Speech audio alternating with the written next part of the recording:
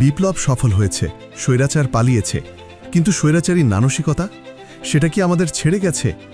2024-এর 5 আগস্টের পর আমরা স্বপ্ন দেখেছিলাম এক নতুন বাংলাদেশের, কিন্তু আজ যখন দেখি জুলাই বিপ্লবের অন্যতম মুখ ডাকসু নেত্রী উম্মে উসওয়াতুন রাফিয়ার পৈতৃক ভিটায় দাউ দাউ করে আগুন জ্বলছে, তখন প্রশ্ন জাগে আমরা আসলে কার বিরুদ্ধে লড়ছি?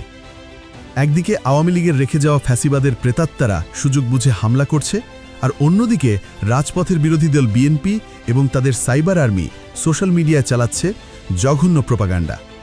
ধানমন্ডি 32-এ সেই ঘটনা যেখানে রাফিয়া পুলিশের লাঠি পেটা থেকে ছাত্রদের বাঁচাতে দাঁড়িয়েছিলেন, সেই সাহসিকতাকে অনলাইনে বিকৃত করল কারা? কেন একজন হিজাব পরিহিতা স্বাধীন নারী নেত্রী আজ দুই পক্ষেরই টার্গেট? আজকের ভিডিওতে আমরা দেখাবো কিভাবে আওয়ামী লীগ এবং বিএনপি বাংলাদেশের এই দুই প্রধান রাজনৈতিক শক্তি মুদ্রার এপিড ওপিড হয়ে জুলাই যোদ্ধাদের ভিলেন বানাচ্ছে। দেখাবো বাংলাদেশে ইসলামোফোবিয়া এবং হিজাবোফোবিয়ার এক করুণ চিত্র, যেখানে ধর্মের দোহাই দেওয়া দলগুলো নারীর নেতৃত্বকে ভয় পায়। আসুন ফিরে যাই সেই ঘটনায়। আন্তর্জাতিক অপরাধ ট্রাইব্যুনাল যেদিন শেখ হাসিনার বিরুদ্ধে রায় ঘোষণা করছিল, সেদিন ধানমন্ডি 32 নম্বরে উত্তেজনা তুঙ্গে। ছাত্র জনতা বুলডোজার নিয়ে গিয়েছিল ফ্যাসিবাদের প্রতীকী বিনাশ করতে। সেখানে পুলিশ যখন ছাত্রদের উপর চড়াও হয়, সাউন্ড গ্রেনেড মারে, তখন ডাকসু সদস্য উম্মে উসওয়াতুন রাফিয়া নিজের নিরাপত্তা ভুলে পুলিশের সামনে প্রাচীর হয়ে দাঁড়িয়েছিলেন। তিনি পুলিশকে বাধা দিয়েছিলেন যাতে ছাত্রদের উপর নির্যাতন না হয়। এটি ছিল একজন ছাত্রনেত্রীর দায়িত্ববোধ। কিন্তু সোশ্যাল মিডিয়া আমরা কি দেখলাম? বিএনপির একটি বিশাল অংশ এবং তাদের অনলাইন অ্যাক্টিভিস্টরা এই ঘটনাকে সম্পূর্ণ উল্টোভাবে উপস্থাপন করল। তারা রাফিয়ার এই সাহসী পদক্ষেপকে নাটক বা অতিরঞ্জন বলে ট্রোল করা শুরু করল। কেন? কারণ রাফিয়া তাদের দলীয় কর্মী নন, তিনি একজন স্বাধীন ভয়েস। বিএনপির সাইবার উইং প্রচার করতে শুরু করল যে জুলাইয়ের যোদ্ধারা বিশৃঙ্খলা করছে। তাদের এই ন্যারেটিভ বা বয়ান পরোক্ষভাবে কাদের সুবিধা দিল জানেন? সেই আওয়ামী লীগকেই। তারা জুলাই বিপ্লবীদের উগ্র এবং ভিলেন হিসেবে প্রমাণের চেষ্টা করল, যা প্রকান্তরে আওয়ামী লীগের ইনোসেন্ট সাজার পথকেই প্রশস্ত করে দিল। এখানেই আসে হিজাবোফোবিয়া বা হিজাব ভীতির প্রসঙ্গটি। রাফিয়া একজন হিজাব পরিহিতা নারী। আমাদের সমাজের তথাকথিত সেকুলাররা যেমন হিজাব দেখলে নাক সেটকায়, তেমনি তথাকথিত ইসলাম পছন্দ দলগুলোও নারীর স্বাধীন নেতৃত্ব মেনে নিতে পারে না। বিএনপি সমর্থকরা যখন রাফিয়াকে অনলাইনে আক্রমণ করছিল, তখন তাদের ভাষায় ছিল তীব্র নারী বিদ্বেষ। রাফিয়া নিজেই ফেসবুকে লিখেছেন তিনি বিএনপি এবং জামায়াত উভয় দলের আচরণেই হতাশ। তিনি পরিষ্কার বলেছেন, মন্দের ভালো বলে তিনি কোনো দলের লেজুবৃত্তি করবেন না। চিন্তা করে দেখুন, একজন নারী যিনি ধর্মীয় অনুশাসন মেনে হিজাব পরেন, আবার রাজপথেও সমান তেজোদ্দীপ্ত, এটা কি আমাদের পুরুষতান্ত্রিক রাজনৈতিক দলগুলোর জন্য ভয়ের কারণ?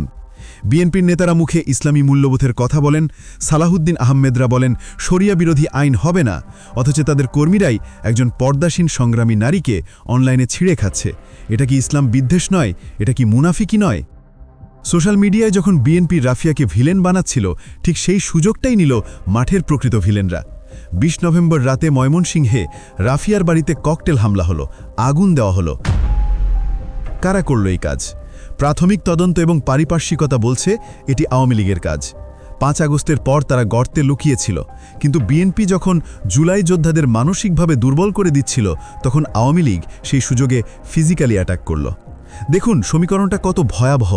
বিএনপি মারছে অনলাইনে আর আওয়ামী লীগ মারছে অফলাইনে। দুই দলের লক্ষ্য কিন্তু এক, স্বাধীন এবং প্রতিবাদী কণ্ঠস্বরকে স্তব্ধ করে দেওয়া। রাফিয়ার অপরাধ কি? তিনি কোনো দলের দাসত্ব করেননি, তিনি জুলাই স্পিরিটকে ধারণ করেছেন, আর এটাই আওয়ামী লীগ এবং বিএনপি উভয়ের জন্যই অস্বস্তিকর। আমরা যদি একটু গভীরে টাকায় দেখব, আওয়ামী লীগ এবং বিএনপির মধ্যে স্বৈরাচারী মনোভাবে কোনো মৌলিক পার্থক্য নেই। আওয়ামী লীগ গত 15 বছর ধরে ধর্মনিরপেক্ষতার নামে ইসলামপন্থীদের দমন করেছে, আলেমদের আয়নাঘরে বন্দী করেছে, তারা হিজাবকে পিছিয়ে পড়ার প্রতীক বানাতে চেয়েছিল।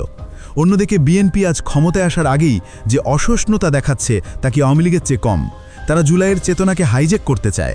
তারা চায় না রাফিয়ার মতো কোনো তৃতীয় শক্তি বা স্বাধীন নেতৃত্ব উঠে আসুক। তারা চায় জুলাইয়ের বিপ্লবীরা তাদের দলীয় কর্মী হয়ে যাক। রাফিয়ার বাড়িতে আগুন দেওয়া এবং তাকে অনলাইনে অপদস্থ করা, এই দুই ঘটনার যোগসূত্র হল ইনটলারেন্স বা অসহিষ্ণুতা।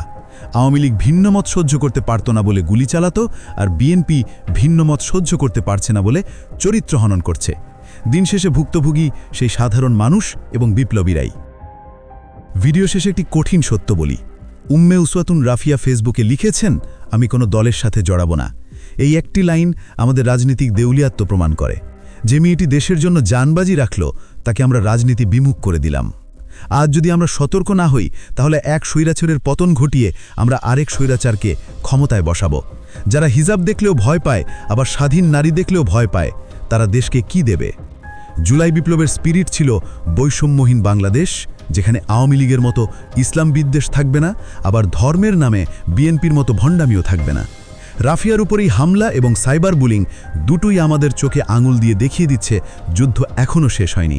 আপনার কি মনে হয়, এই দুই দলের বৃত্ত থেকে বের হয়ে আমরা কি নতুন কোনো রাজনৈতিক সংস্কৃতি গড়তে পারব?